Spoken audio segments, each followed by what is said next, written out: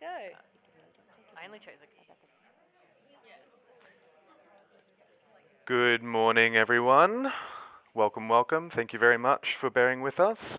Whether you're joining us here at the beautiful Victorian Pride Centre or tuning in online, welcome to the Fertility and Family Planning Insights for LGBTIQA+ individuals and families. My name's Josh Hernandez, and I will be your host for this morning, helping facilitate this fabulous panel that we've got in front of us. I'm so excited to be here with you and explore the different ways that are inclusive and affirming pathways for LGBTIQA+ individuals, couples to start their families. But before we begin formally, I'd like to start by acknowledging the traditional custodians of the land on which we are gathering and where the Victorian Pride Centre stands itself. An acknowledgement of country holds immense importance as it recognises the ongoing connection of Aboriginal and Torres Strait Islander peoples to their lands, promotes reconciliation and demonstrates respect. The traditional custodians of the land we're on today belongs to the Yalukit clan of the Boonwurrung peoples, and we pay our respects to their elders past and present who have been creating, connecting and sharing stories on this land long before we were here. We also extend that respect to any Aboriginal or Torres Strait Islander peoples who may be joining us here in person or online. Welcome. We are coming to you from the first ever purpose-built community centre for LGBTIQA+ communities in Australia.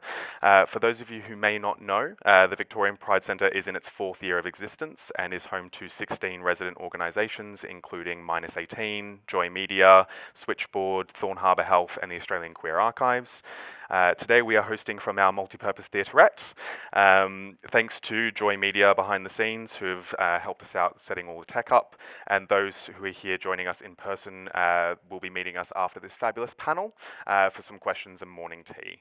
A bit of a rundown just to confirm for everyone how this panel is going to go. So from now till about 11 a.m. this morning, we'll go through and we'll ask a bunch of questions to our lovely panelists who I'll introduce in just a moment based on some of the feedback that we've gotten from those of you in attendance based on the questions that you were asked when you were buying your tickets. And then from 11 a.m. till about 12 p.m. we'll have some catering and light morning tea and coffee available up the back here of the theatrette, as well as our panelists will be around to connect and have any conversations that you may wish to have personally in a bit more of a private setting afterwards as well.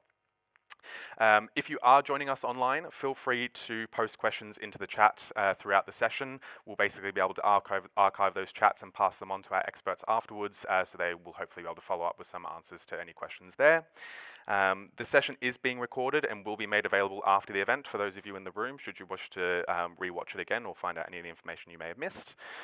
And if you're here in person, like I said, we invite you to stay back for the morning tea after this panel and get a chance to connect with your fellow community members. But onto our fabulous panelists. So we have, starting from left to right, Laura Villamania Sanchez, who is a senior family lawyer and surrogacy specialist. Laura has helped countless queer families navigate the legal landscape of parenthood with clarity and compassion. We have Dr. Hector Georgiou. Dr. Hector is a fertility specialist and passionate advocate for inclusive care. Hector supports LGBTIQA+ individuals and couples through donor conception, reciprocal IVF, and surrogacy pathways. Next to Dr. Hector, we have Leah Dawson. Leah is a registered nurse and donor and surrogacy program team leader. Leah directly oversees, coordinates the care of donors, recipients, and surrogates, with a strong focus on inclusivity and ensuring everyone has the opportunity to build a family. And then our two community experts, we have Christina Georgiadis. Christina and her wife began their IVF journey back in 2023 and are now expecting their first child.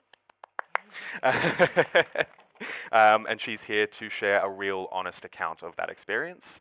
And lovely Rachel Morrison down the end there. Rachel's journey as a surrogate profoundly impacted her life and the lives of the parents she supported. Her story is one of connection, care, and deep empathy. So thank you and welcome to all of our panelists. I guess we'll get straight into it. Dr. Hector, we might start with you.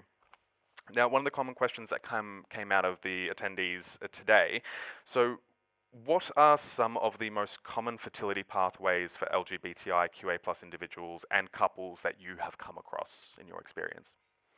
Hi, morning everyone. Thank you so much for being here or for dialing in online on this cold June day.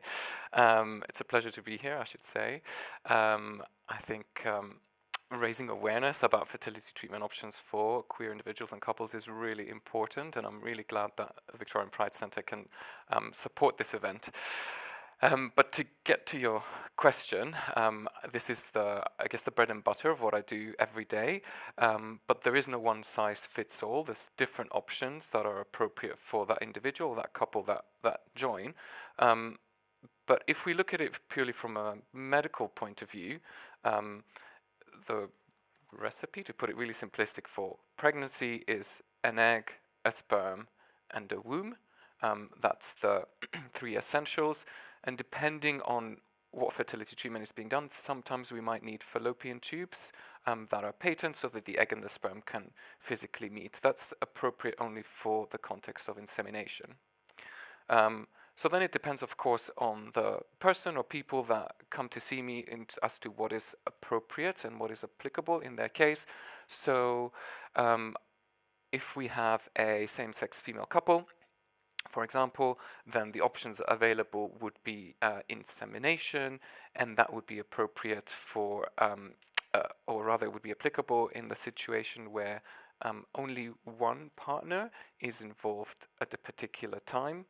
But what I think is really lovely is the option of IVF, which is admittedly more invasive. However, it gives the option of shared motherhood.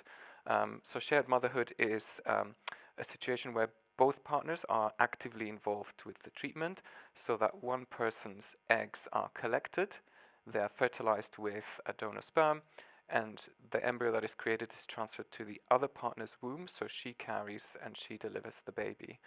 Of course, that's not appropriate for every lesbian couple. It really depends on their own wishes, it depends on their medical background, so it is about tailoring the advice. If I can jump onto the gay male couples, typically that relationship will have absence of 2 out of the 3 prerequisites, so a little bit more challenging in that sense.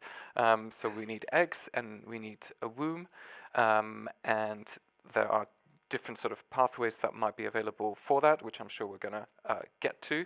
And then I want to touch a little bit on our gender diverse trans population, who of course really need tailoring, again depending on these prerequisites. But one important theme that I really want to touch on is the fact that if you are moving to gender affirming hormone therapy, for example, it's really important to at least pause for thought for fertility preservation before moving on to gender affirming treatment.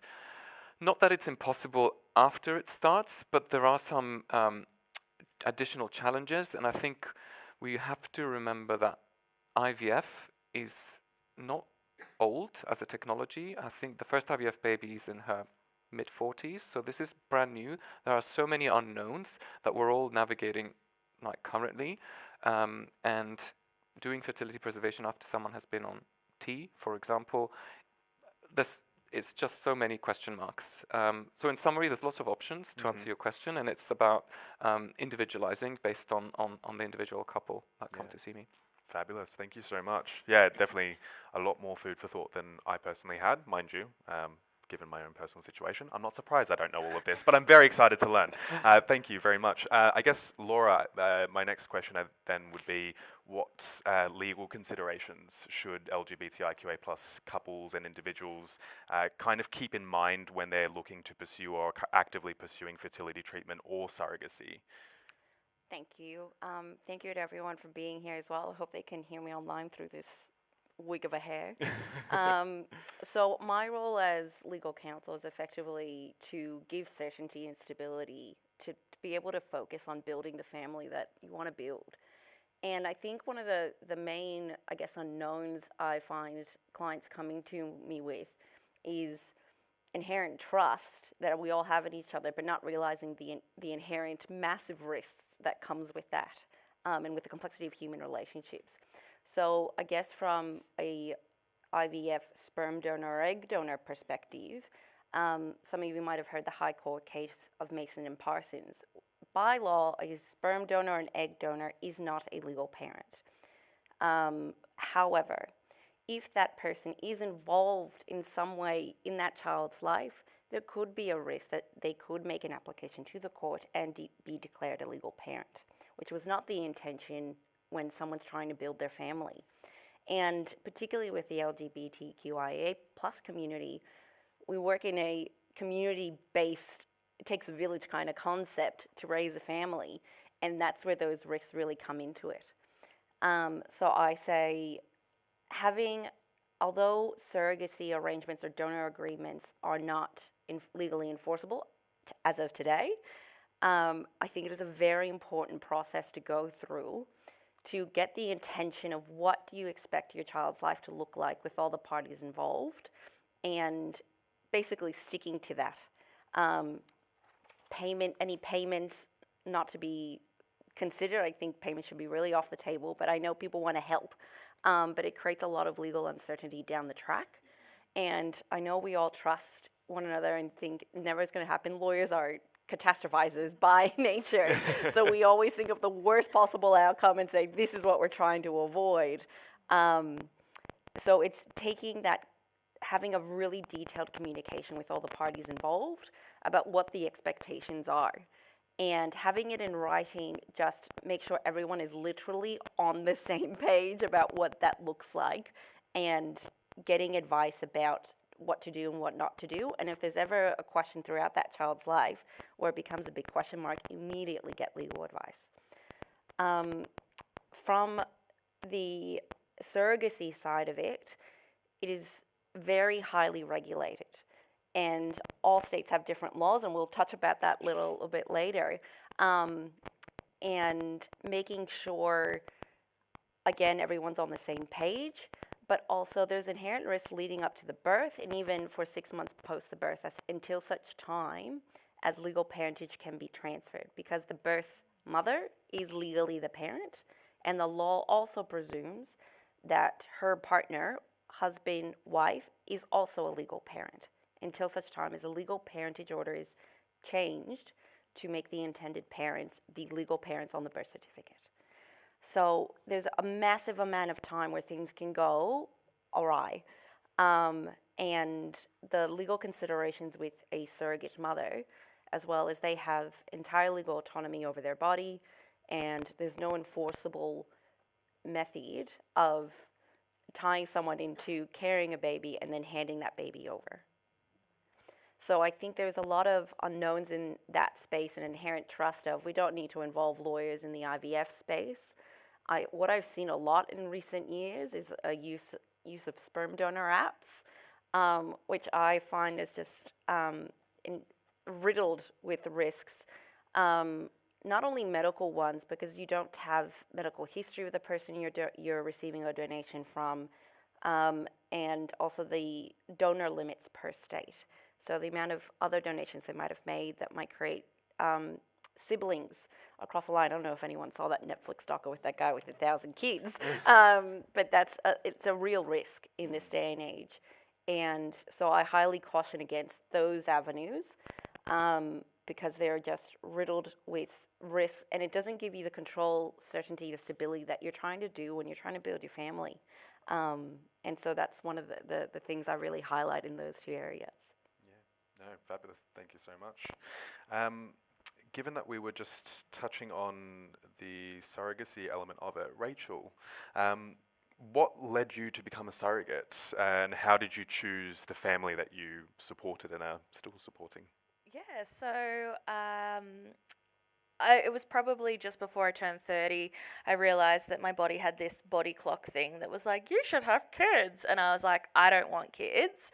I don't want the financial responsibility. I don't want like all of the stresses that come with like raising my own child. And I went, yeah, but my body can do this thing. And I've always grown up in the LGBTQIA plus community. And I was like, and there's so many people within my community that can't do this. Like, my body's telling me I should do this thing, but I don't want to do this thing. So what about surrogacy? And I had a friend who was going through it, and I asked her some questions. She's like, join this Facebook group. So I joined the Australian surrogacy community on Facebook. It is an amazing group just of intended parents and surrogates and egg donors and everything in between. And through there, eventually I did an introduction to myself and got to know a lot of people. It happened to be during lockdown, especially, that I spent a lot of time. I had all the time in the world, so I just deep dove into like what it would mean to be a surrogate, and also like the things that I would need to be aware of. I've always struggled with my own mental health, so I've always been on antidepressants. So for me, I was like, can I even do it legally, like if I'm on antidepressants, because I don't want to go off them. And it was like, yeah, actually this is a thing. You can still do it because you have bodily autonomy. So after meeting so many people within the community, online mostly, we did, FaceTime catch-ups and stuff as groups, but then got to know people as individuals as well. And eventually a post came up from these two guys in Adelaide. So obviously legally I knew from my research I couldn't carry for someone in Victoria, because Victoria has much stricter rules around surrogacy. You have to have had your own children and be finished having children to be able to be a surrogate for parents in Victoria. So I knew, based on that, South Australia had just changed their laws at the time. New South Wales and Queensland were my options of people. And originally I thought I'd try and find someone in New South Wales. I grew up there. Maybe I can, if I was going through pregnancy and whatever, I could be close to my family and stuff whilst going through it, but ended up finding a family from South Australia, two dads with two dogs at the time, and I commented on one of their things, and then they saw my comment and went back to my profile and saw that I was a volunteer on Joy, and they're like, oh, our dogs listen to Joy every day. So the next time I was on air, I gave their dogs a shout out, and that's how our friendship began. And Incredible. So it was just a period of getting to know them and realizing, like, it's like dating though, so you have to be prepared to date two men whilst also having a female partner yourself. And she was, at first, my partner Taryn was not into it. Like, she was like, you do you, like, I'll support you, but like from a distance, because ew. But yeah, we all got to know each other, and when she did finally hang out with him in person, she fell in love with him, and she's like, I get why you want to do this now. And so baby number one for them was born in September 2022. So he's 2.5 going on 35. He's hectic and amazing, and I'm literally the coolest auntie in the world, if I say so myself. And we're going through the process of baby number 2 for them. So Incredible. Thank you for sharing. Christina, could you talk us through what you and your wife's journey with IVF has been like so far? Sure. Hector mentioned before about insemination. So we tried that twice. That's called IUI. So we tried that twice with donor sperm, and unfortunately it didn't work for us, though the chances are a lot lower than IVF, about 20% we were told. So we gave it a go because it was less invasive. That didn't work. So about this time last year we started IVF, and through that process we got more counselling support through the clinic, which was really good because of the hormonal components and ups and downs. And also we didn't really know what we were getting into. We just kind of went with the process. And we did an egg collection, and we created 4 embryos. And they were my eggs with donor sperm. And we did 3 transfers, and the third is the one that I'm pregnant with. So just before Christmas, we got our positive result. Congratulations. Yes. Well done. And 1 embryo in the freezer as well, which is handy as well, just to know that it's there. Yeah. Yeah. So thank you so much. Yeah. Leah, Considering your role in terms of coordinating the care for donors and surrogates and basically kind of that cross-spectrum element of it, how do you ensure your services are inclusive and affirming for queer families and individuals? Yeah, so I think the most important part is obviously making sure that the correct terminology is used because quite often, there we go. Quite often, sort of mainstream medical terminology can be quite discriminative. So making sure that we are inclusive in using gender neutral terminology. Also making sure that we're offering support. The extra counselling sessions, as you mentioned, is really important when going through most of our services. Most of our patients have a minimum of 2 counselling sessions, and that goes through a lot of social aspects of IVF, as well as obviously then community and what are your supports in place. If they're not aware of any supports in place, where can we help them find those supports? Sorry, we might just pass you over the physical mic. Thank you. No, hello? Yep. Cool.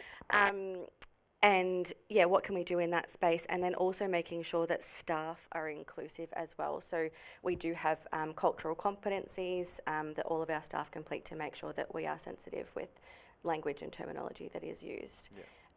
I think one of the sort of more common things that we see is that in intra-partner IVF, so say for example same-sex females, if they are sharing eggs, the terminology around donor and recipient is really important to move away from. Yep. Because we're treating the couple as a family as opposed to a donor and recipient. So that's been a real focus in the sort of previous 12 months. But yeah, sort of just little changes along the way to ensure inclusivity. Yeah, fabulous. And Yeah. I mean, that's what inclusivity is. It's those little changes to Correct. make sure everyone feels welcome and comfortable Yeah. in the process they're going through. Yeah, no, thank you. I can Of course, pipe please. in just to say, I think I'm allowed to say that as the token doctor on the panel. I think medicine is very conservative traditionally. I think we're very used to doing things a certain way, and I guess it moves slower than the rest of society. The law is even slower. Okay, maybe. Slower. I can accept that. So I guess, I remember from my medical school days, just everything, and I think we're getting more and more, even all of research is very sort of male focused, first of all. So treatments that are available for anything, right, heart disease, whatever, hasn't actually been trialed as much in a female population. And of course, times move on, right? And I think it's incumbent on us as healthcare practitioners, as legal practitioners, to raise awareness, but also shape our own practice so that it is inclusive. And it's the little things which are not so little that Leah already touched on, like the language that we use and how we term people, and even, the forms that people get asked to fill in when they sign up to a clinic. And I know that, I spent ages making sure that my forms are inclusive because, I think if it's not obvious, I'm gay myself, but that doesn't mean that I can't claim to have full knowledge of our community, right? And I think it's about being curious and being vulnerable to say that, actually, I need to be open to learning and optimizing things all the time, from something as simple as the form, but something that's really important to make people feel included, and adjusting practices as, you learn more about how to be, a proper practitioner. Fabulous. Perfect, thank you. Laura, I think I just wanted to touch on, because we were talking about the surrogacy and donor concepts in Victoria, what's the most common misconceptions around surrogacy or donor conception in Victoria specifically?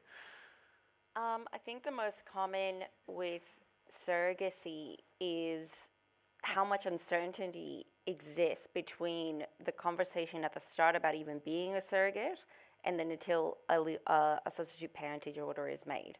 That is the biggest unknown, and for that it really revolves around a couple of key issues. One is, how do you even find a surrogate in circumstances which is, it's a big ask. And to find someone that's willing to do it and take into account that commercial surrogacy is banned and illegal across all of Australia, how to ask someone to do that may start out, but when the time actually comes to do it, it's really hard to find someone that will do it all the way through. And particularly with the different legal considerations across the different states. So even finding a surrogate is particularly difficult. And there were some stats earlier this week that about 79% of Australian surrogacy arrangements are between friends and family, and 21% are through social media. And so step number one of even finding a surrogate willing to do it. Step number two, if you find not anonymous, but someone not through your primary connections, creates a little hesitancy at the start because, as Rachel said, it's like dating. You've got to build that trust. Then once in finding someone to do it, it's the amount of paperwork and time and effort that needs to go into it is not quick. So there's counselling requirements, there's legal requirements, and then there's an application process to the patient panel review. So it is very highly regulated. So I think there's a lot of myths around how long it'll take, what's the turnaround time. It's not a quick process. Even if you get through the first hurdle of finding someone. The second thing then comes, I think a lot of questions is about this whole reimbursement concept. So as commercial surrogacy is banned, the surrogate and their partner, if they have one, are not meant to be in a better position than they were at the start. So again, as lawyers are extremely catastrophic and think, don't even give flowers, like nothing. I do say you can't give flowers, but the whole idea is they are not to be in any different position than they were at the start. So of course you want to thank the person that is doing this wonderful thing for you and for your family, and being like, oh, I really can't because I might go to jail, so I'm not gonna do that. So I think the reimbursement is a big issue, and from the intending parent side of it, but also from the surrogate side, there's so many unknown costs that come up through the process. And I had this one case, was very unfortunate, where after all was done, the surrogate wanted reimbursement for maternity pants, and the intending parents didn't want to pay for that, even though that fell well within the description of reimbursable costs, because they would have not needed maternity pants had it not been but for the surrogacy arrangement. So it's conversations around those reimbursable costs people get really confused about. And again, I say I'm so risk averse because that's my job. And then it's comparing to the process after, once the baby is born. What does it mean with Medicare? What does it mean with governmental leave? A lot of people come into this thinking it's just a bun in the oven, let's get it done, get some paperwork signed. It is a massive paperwork field, and I love paperwork, but not everyone does. And I think lastly, it's the conversations around what happens after the parentage order is made. Again, going back to that concept of what is the family going to look like, in terms of is there going to be any involvement with either the surrogate mother or a donor that may be involved. So having that really clear from the outset is highly important. Mm-hmm. Yeah, no, but absolutely. Thank you. Christina, I was going to swap over to you. I was curious, were there any unexpected challenges, medical, emotional, or social, on this process so far? I know, like, it started in 2023 and we're in June 2025, so it's been a very long time, and I'm curious to know what that's kind of been like. Sure. Just before I go into that, I want to say, to Laura's point, so we chose to go the donor sperm route through the clinic recruited donor sperm, and there are and that adds up pretty quickly as well. I do want to add that cost.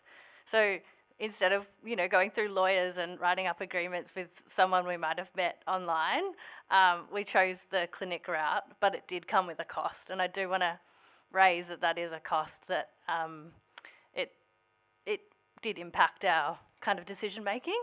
So I do want to highlight that as well, if that is a chosen route that you do choose.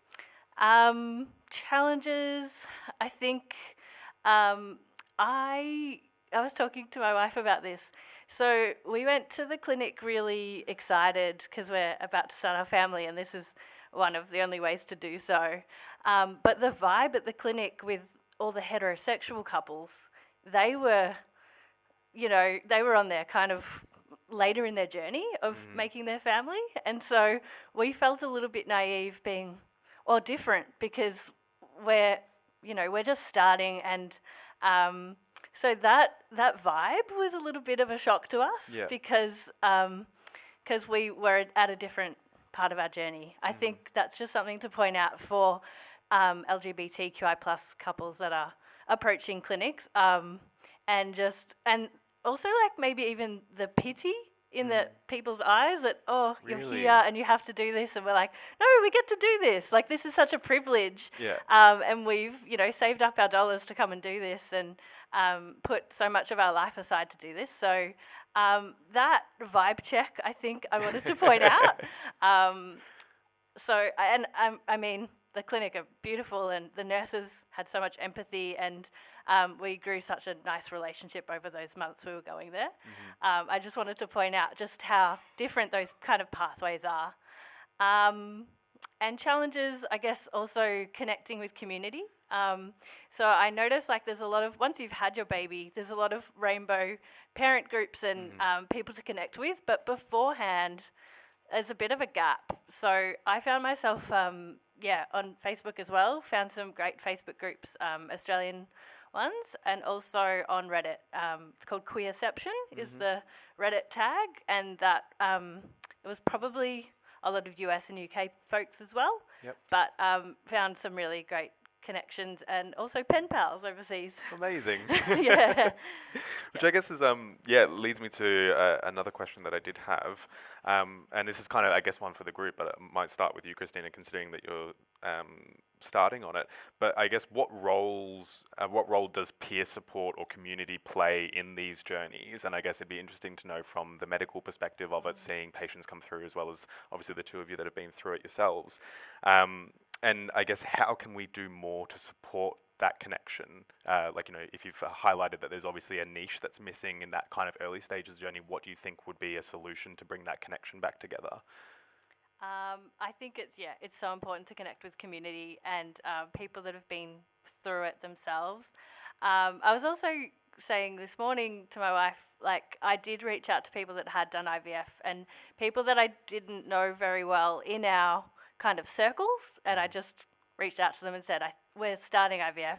And one couple had been through IUI and IVF as well, a female-to-female couple, and also heterosexual couples as well, just to get their perspective and advice. So having that humility to reach out to them. And also I found a queer student midwife, which has been really incredible as well to share that experience. And she's also on the journey as well. So that's been really nice. Yeah, fabulous. And in terms of peer support and peer facilitation, I think the Pride Centre or maybe one of these kind of community, I'm not sure who, but I feel like even if it was like a Zoom drop-in kind of peer facilitated something would be amazing, I think. For people like wanting to get on this journey, or people starting the journey, or people through the journey, just basically everyone around, yeah? Yeah, I think that would be a unicorn kind of. And I'm a social worker, so I feel like, that really aligns with something that people would benefit from. Yeah, absolutely. Yeah. I guess, Rachel, same question to you in terms of what role did the peer support and the community play in your journey, and what role do you think it has to play even more? I feel like the surrogacy community is very community. So as I said, like, I reached out to a friend and straight away she was like, join this group. And then within that group, then there's like the surrogate only support group. So after you've been in the other group for a while, you can join one that's just surrogates. And then there's ones just for intended parents. There's groups for like gay dads looking for surrogates, and so they can talk to each other. Or it's interesting, like, because I started my journey during lockdown, I was so fortunate because there was consistent Zoom events happening. There's a lot of in-person events that happen. They kind of happen every 2 to 3 months, but there's always got to be someone within each state that like takes control of that and goes, yeah, we're going to like have a meetup on this date.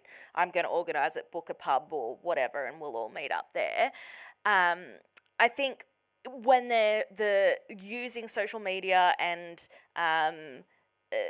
like things like Zoom, I don't know what to call them, video chatting things, to our advantage is huge, regardless of like what part of the community you're in. I think, you know, just like a making queer families type group would be awesome, and people can just, the thing with like Zooms and stuff as well is you can join and leave as you choose as well.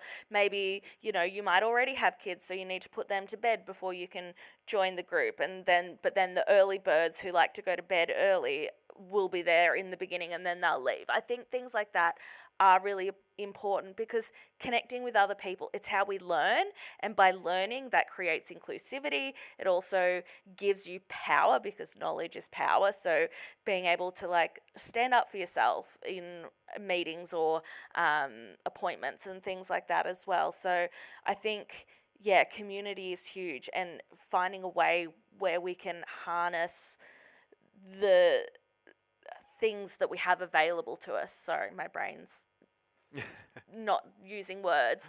But yeah, to be able to harness things that we have available in society, to be able to meet up with people. And we are fortunate being in Melbourne, right, that we are in a city where there are lots of queer couples. But imagine if you're going through this and you're in a country town. You can't just, you know, drive for 4 hours to go to a meetup in Melbourne. So I think having online catch-ups is, yeah, huge, would be a really great step. Yeah, absolutely.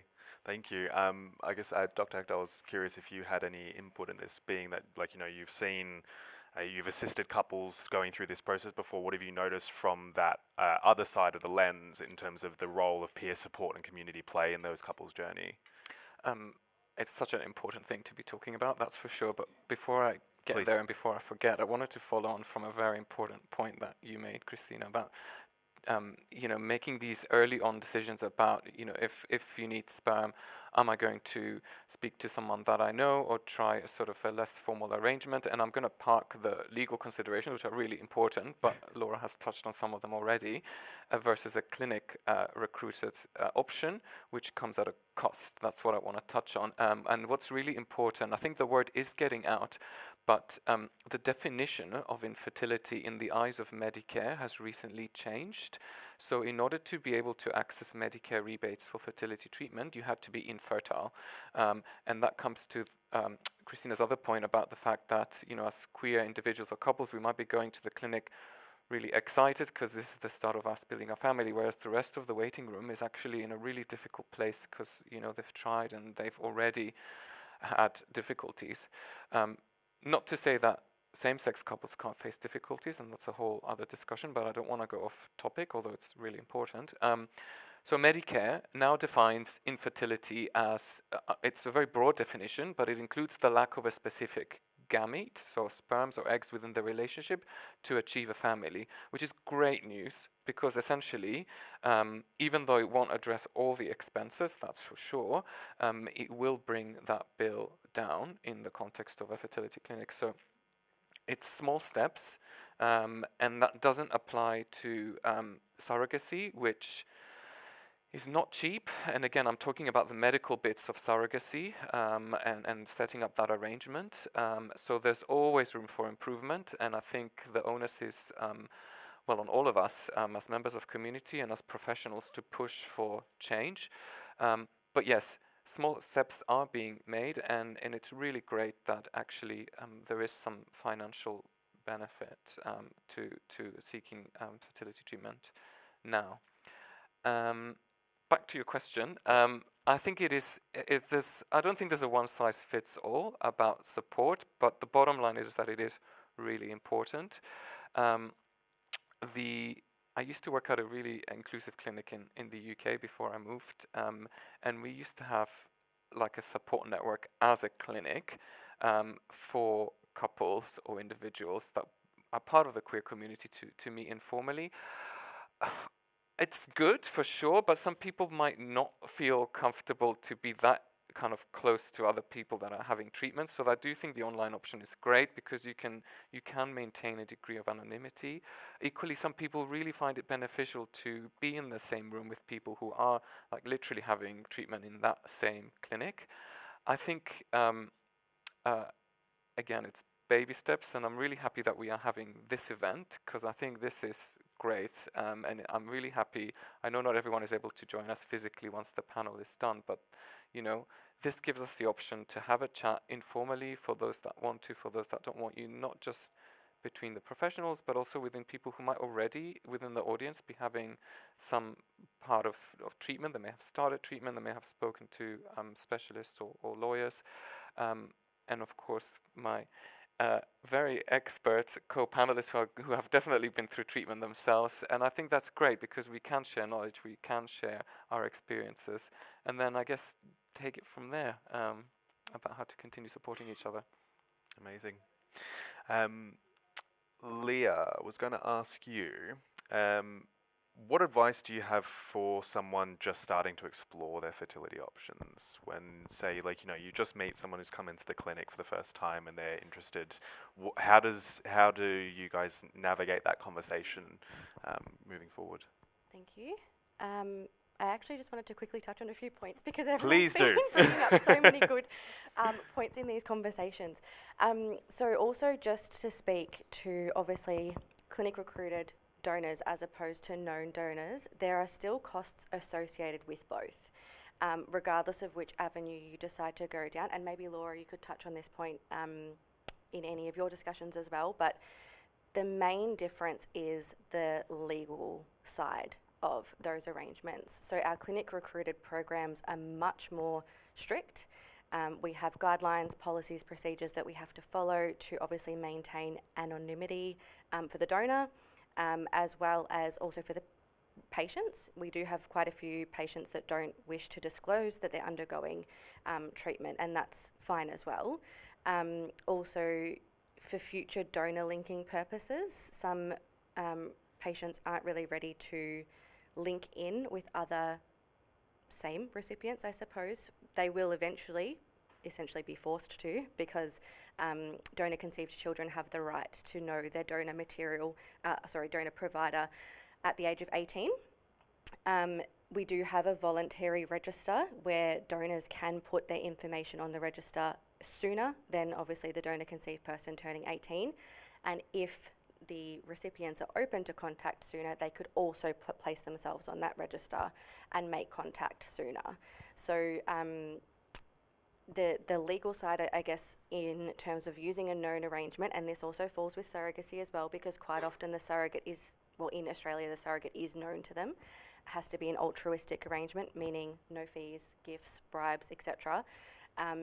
But what sort of relationship the surrogate is then going to have with the intended parents and that child moving forward.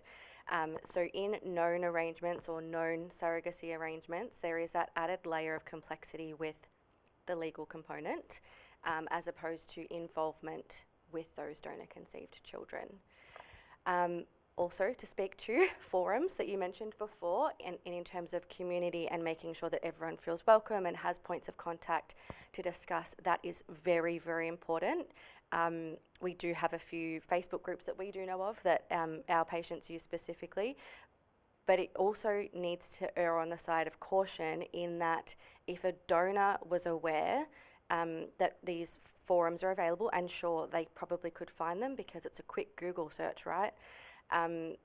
They could then attend these sessions, and if recipients are talking about their donor codes, for example, then that is a breach of confidentiality for the recipients.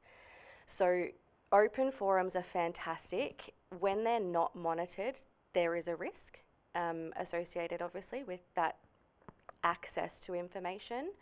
But again, very, very important for supporting you through your journey, right? And having other people that are going through the same thing, and to be able to talk and to not feel so alone. But I just wanted to bring up that little point that could be a little bit of a risk in using open spaces. Prohibition on publication of identifying information, and that on that concept of children born of donor-conceived or artificial insemination processes, as it were, are also entitled to privacy. So they don't want to find out at the age of 13 something pop up on the internet that is identifying to them. So it's to protect their right to find out their identity without, while also at the same time giving them that privacy until they choose to do so. So those open forums are such a great way to bring people together, but being very mindful there's a child that's intended to be protected through all of this. Thank you. And yes, our full focus at any sort of point of conception is the donor-conceived person. So we are always protecting them, whether there is medical indications, maybe there's genetic inheritance, obviously then their privacy. The foundation of creating life has to be to protect the future children. And then back to your point, sorry, your actual question. Yeah, absolutely. Of what you can do to access care. So first, if you're sort of just, you don't really know your pathways to obviously how to access care, if a first point of call would be to find a fertility specialist that you like. There are a lot of clinics in Melbourne now that offer fertility services. Melbourne IVF particularly, we have all of our fertility specialists on our website with a little blurb. You might find someone that you like just by reading. Often you still have to meet the person and make sure that there's a good connection. You're going to be with them for a long time, so you want to make sure that you've got the right person who's facilitating that treatment for you. And to just have really open discussions with them about your intentions or your goals for your family, so what you actually want to achieve out of your treatment, because then that helps us to best navigate the treatment type that we need to suggest and provide education and support in. Again, social, so making sure that you've got a good social network and or peer support group or family involved. All of those things are really, really important in navigating all of the steps forward, especially in any circumstance where you're actually intending to achieve a pregnancy. Pregnancy can be rough at any stage. So making sure that you have all of the supports in place to help you through that process. You obviously then have the added complexity of using a donor at any point in the journey, regardless of same-sex male, same-sex female couples. And so as I mentioned before, I do see some couples that don't want to disclose to their families that they're going through these processes, and they are hard conversations to have, but certainly worth having in the long run. So that's always encouraged. And then just from a medical perspective, so just making sure that you're healthy, so doing all of the right things in terms of preparing for conception, whether you're using an egg donor in a same-sex male couple, doing all the right things to benefit sperm health, so reducing alcohol intake, drug intake if that's something that you're partaking in, making sure that you're eating all of your green leafy veggies and all of those sorts of aspects of maintaining optimal health. You're already going through quite an extensive process to fall pregnant. Why not start doing everything to be healthy to begin with?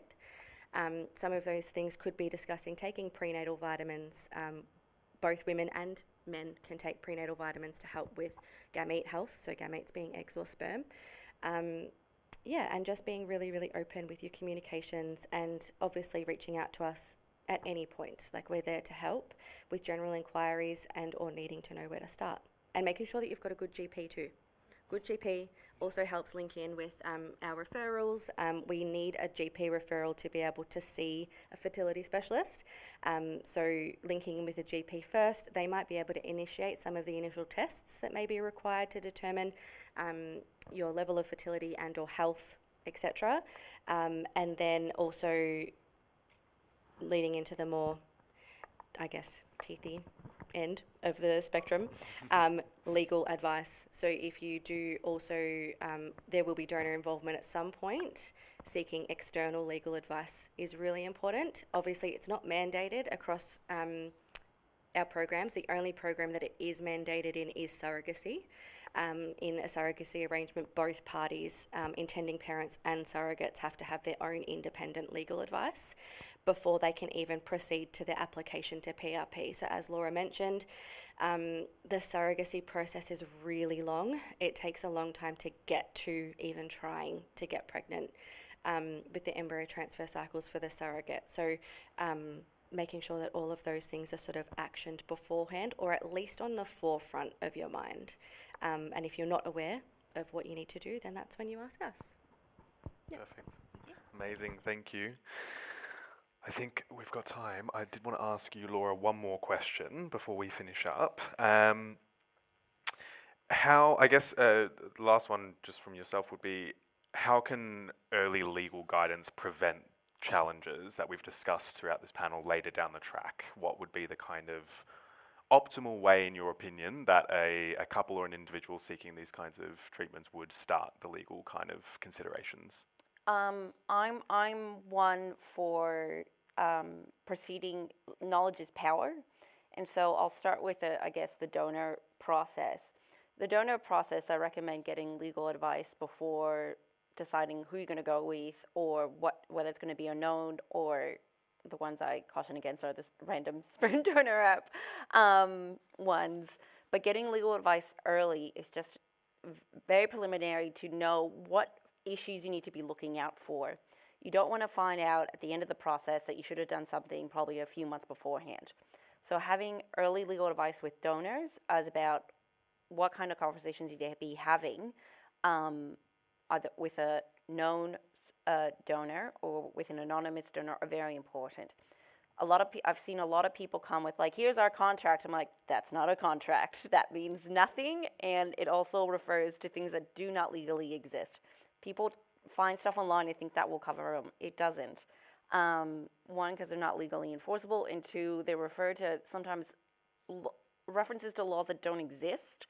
It sounds like it was generated by AI, and that's just fraught with danger because it sets the expectations in a completely wrong way. And I hear that cost is a very significant concern, and it is absolutely true. And it's a matter of weighing costs and the risk and what could go wrong. Paying a couple $100 to understand what's going on versus a couple of $1,000s in legal proceedings later down the track because you didn't take the steps beforehand.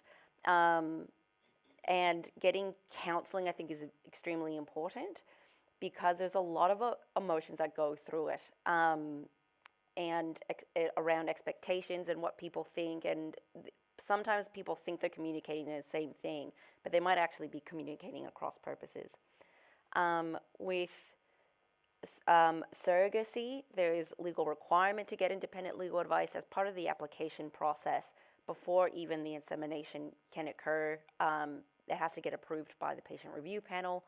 And what I find sometimes is that legal advice comes in towards the tail end of counseling, which I think, in my personal opinion, having early legal advice can also frame the conversations around counseling. So I think having, again, just an hour at the start with a lawyer, just like these are the things you have to be mindful of, and you're going to go through it in very good detail with really good counselors. But sometimes I get to someone at the end, and I'm like, have you thought about what would happen if the child is born with a genetic defect or anything like that, and someone does not either want to hand over, want to take over the child? What is a surrogate going to do if the intended parents don't take the child? Are you going to adopt? Are you going to keep the child? And yes, that's covered in counseling, but I think knowing the actual risk of you are legally responsible for that child until there is an order that says the parent is another person, I think doesn't really hit home until you see a lawyer. So I think having a little bit of that start and then the full rounded after counseling is very helpful. And one thing I wanted to flag was currently the Australian Law Reform Commission is calling for submissions around surrogacy in Australia. And it's calling for submissions about how to make the surrogacy laws across the different states more cohesive and to identify the barriers to it. A lot of people tend also to, if they're unable to find domestically a surrogate, ready, willing, and able to do it, go to overseas options, which in itself creates a whole other realm of legal issues there.